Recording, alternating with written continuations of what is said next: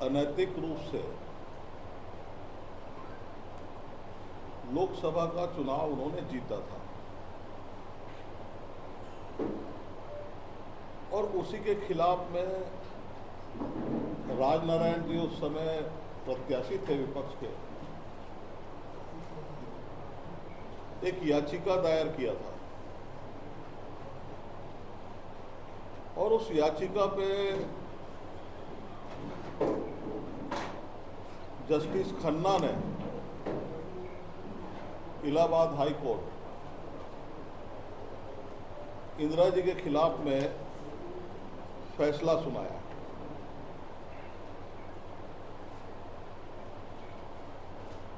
और उनकी लोकसभा सीट को शून्य घोषित कर दिया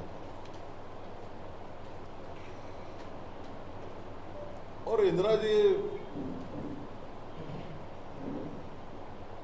को लगा कि मैं देश हूं और मेरे कारण देश है।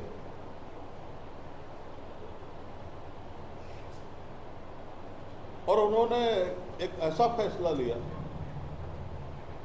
जो हिंदुस्तान की आज़ादी के बाद में कभी किसी ने कल्पना नहीं की थी।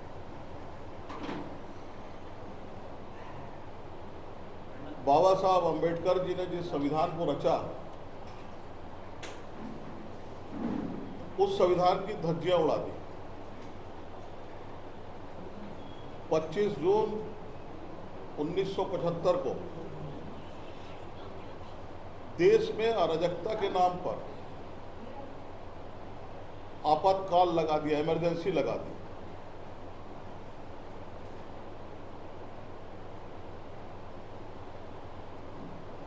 और धारा 352 का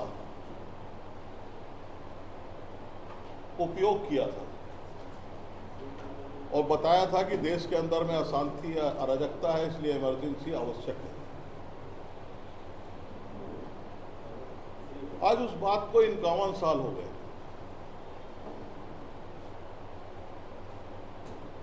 और इस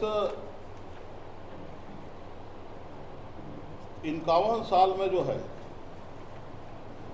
आज भी जब हम याद करते हैं,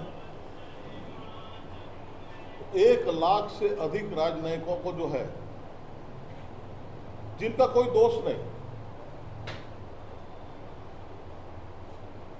किस अपराध के तहत उनको जेल के अंदर डाला ये बताने को तैयार नहीं। अनेक राजनीतिक दलों के नेता जो है वो रातों रात जो है 1 लाख से अधिक लोगों को जेल के अंदर में डाला है। अमानवीय प्रताड़ना उनके ऊपर में वो भोग रहे थे और ऐसा क्रूर व्यवहार किया कि जो कैदी के साथ में नहीं होता है।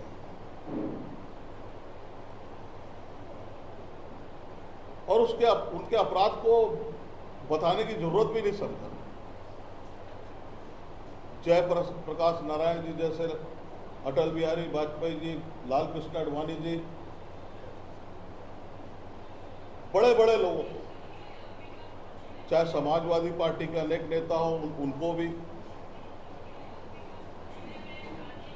और इस इमरजेंसी का जो दुरुपयोग उन कालखंड के अंदर में हुआ, तब उस समय में जयप्रकाश नारायण जी ने कहा था, भारतीय इतिहास में सर्वाधिक कलंकित अवधि है। इस बात को जयप्रकाश नारायण जी ने कहा था। और आज हम इस बात को करने का कारण है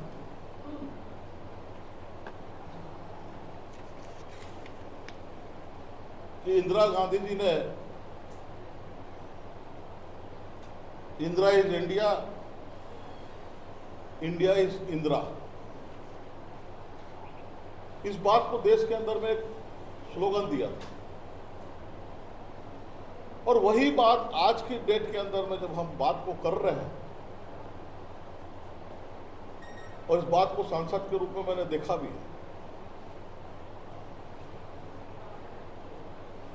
कि राहुल गांधी आज संविधान की किताब लेकर घूम रहे हैं पिछले लोकसभा चुनाव के अंदर में यही कांग्रेस पार्टी संविधान के ऊपर में खतरा कहकर इस चुनाव को लड़ने का प्रयास किया था। देश के अंदर में अशांति फैलाने का काम किया था। आज उनके वंशज भी समझ रहे हैं कि हम ही देश है और हम देश से ऊपर हैं।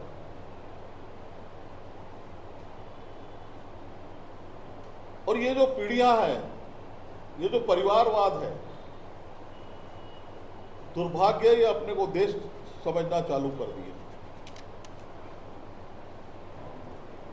और उसका कालखंड आज भी अगर देखेंगे,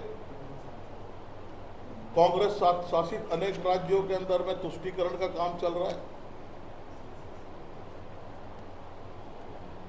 और यही तुष्टीकरण का परिणाम है बंगाल का चुनाव। बंगाल के अंदर में जो जनता का एक आक्रोश, जो उनके पद चिन्हों पर चलने वाली टीएमसी ने अपनाया,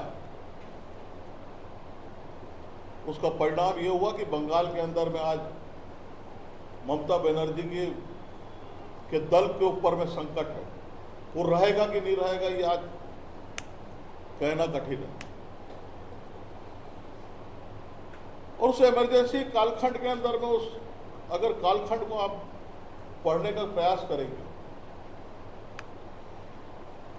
जस्टिस HR खन्ना जी जो सबसे सीनियर जस्टिस थे,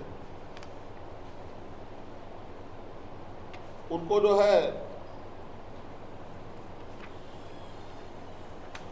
सुप्रीम कोर्ट का जो है मुख्य जस्टिस बनने का अधिकार था उनके पास, ईमानदार थे वो, लेकिन उनको नहीं बनाया था। और कांग्रेस पार्टी मैं कहूं,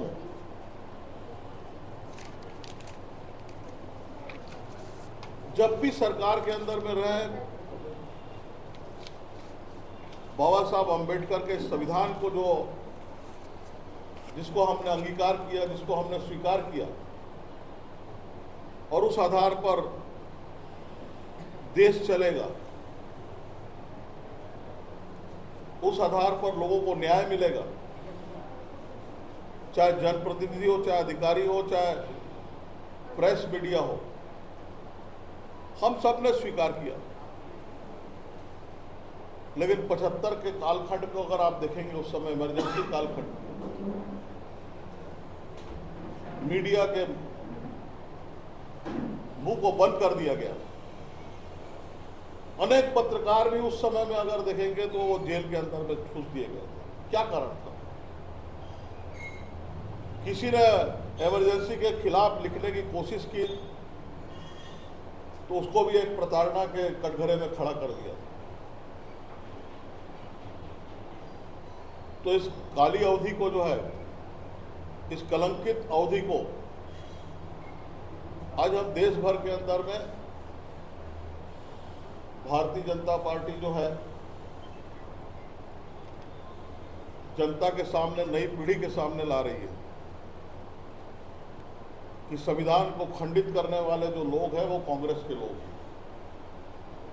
इन 12 सालों के अंदर में कभी भी प्रधानमंत्री मोदी जी ने संविधान को खंडित नहीं किया, और ऐसे कोई नागरिक का अधिकार है उसको हमने छीनने का कभी प्रयास नहीं किया। चाहे प्रेस का हो, चाहे न्यायपालिका का हो, चाहे कार्यपालिका का हो, हमने हमेशा इसका आदर किया है। ये दुष्प्रचार फैलाने वाले जो लोग हैं, जिन्होंने संविधान को जब जब समय मिला तब तब उसको खंडित करने का काम किया और अपने अनुसार उसको रचने का काम किया, ऐसे लोगों को हम आज एक्सपोज कर रहे हैं। और इसको हम भारतीय जनता पार्टी जो है वो कल काले दिवस के रूप में जनता के सामने में हम मौन जुलूस लेकर, मशाल जुलूस लेकर जाएंगे और बताएंगे कि इस देश के अंदर में भ्रम फैलाने वाले लोगों से आप सावधान रहें। बस इसी बात को लेकर मैं आपके बीच में आज रखने के लिए आया था। हाँ, उस दौरान तानाशाही प्रक्रिया अपनाई गई थी, क्या मानते हैं? तानाशाही प्रक्रिया अपनाई गई थी, क्या कहना है? वो केवल अपने प्रधानमंत्री पद को बचाने के लिए था। वो केवल एक व्यक्ति का कारण था कि मेरा प्रधानमंत्री पद समाप्त ना हो, इसलिए इस देश के अंदर में इमरजेंसी लगा दी। मैंने कहा कि इंदिरा गांधी अपने को देश मानती थी और जब उसके ऊपर संकट आया तो वो देश के ऊपर संकट आ गया ये मानकर चल रही थी। इस कारण इस देश को इमरजेंसी थोपी गई। अच्छा, इमरजेंसी की बात बीजेपी लगातार करती है, पिछले साल भी भाजपा ने किया था, और भाजपा कभी रोजगार के मुद्दे पर प्रेस कॉन्फ्रेंस दे लिया, देश भर में इतने रोजगार हम दे रहे हैं। देखो, इमरजेंसी की हम बात नहीं करते हैं। पहले तो मैं आपकी बात को सुधार देता हूँ। इमरजेंसी इस देश के अंदर में थोपी गई थी, संविधान खंडित किया गया था